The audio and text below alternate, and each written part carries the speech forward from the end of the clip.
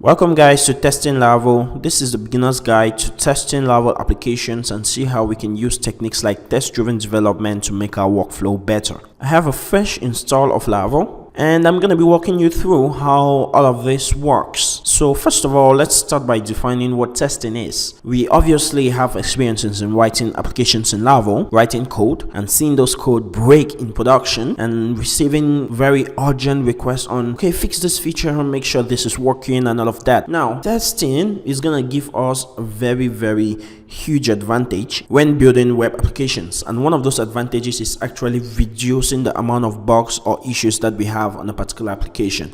So imagine that page that you broke by maybe moving a controller or changing the name of something, and you didn't realize that by moving this feature you broke another feature, and you push your code to production, and when it gets to production you have all sorts of complaints that this is broken, whoops, there's something going on this page. But then what if you had a test suite that you could run every time to actually test every single feature, every single method in an application before you actually push it to production, such that if you have a billing system and you change something in the billing system and it affects the user registration and something like that, you can be able to point it out or figure it out before you push your code to production. That is what testing is going to do for you. You create an application, and for every single thing or feature that application does, you write a test for that, and before you push your code to production, you make sure that all your tests pass. I'm going to show you an example of a test, and obviously by default Laravel ships with PHP unit as the testing framework. So in our test directory we have a unit directory and we have a feature directory. So what is the difference between a feature test and a unit test? Now let's take, for example, we are testing the user.php class, and we simply want to filter the name of a user in an array of users, right? So we are going to create a method, and this method will take in a name and is going to return to us the user who owns that name, something like that, right? So we're going to call that a unit test because we want to make sure that that method actually works the way we want it to work.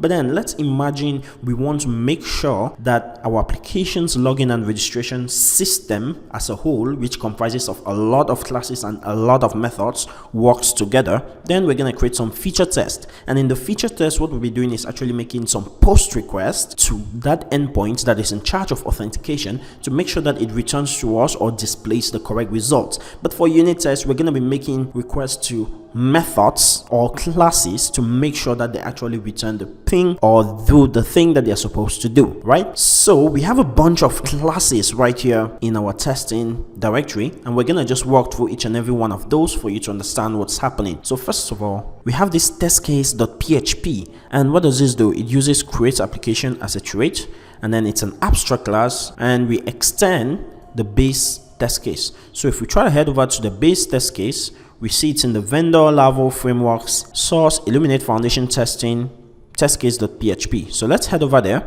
and we see the test case that we are extending actually extends base test case right here, which is PHP unit framework test case, right? So what you see Laravel doing is simply creating a little wrapper around the default PHP unit framework, and you're gonna see how helpful and wonderful that is. So obviously it has a lot of concerns. For example, concerns that takes care of HTTP requests. For example, if you want to learn the API in Laravel testing framework that takes care of HTTP requests, then you can just head over to that file, and if we head over to that trait, you'll see that it has a number of methods, like with several variables, without middleware, a get method if we want to make get request to an endpoint, a get JSON if we want to make that a JSON request, post, and all of that. Okay, we can see we also have interacts with authentication, interacts with database, and all of that. We're going to be working through this, but then what I want your concern to be focused on now is this: it extends a base test case, and this base test case extends PHP unit framework. So what Laravel is simply doing is creating a simple wrapper around PHP unit. So by default you should be able to understand PHP unit before you actually write test in Laravel.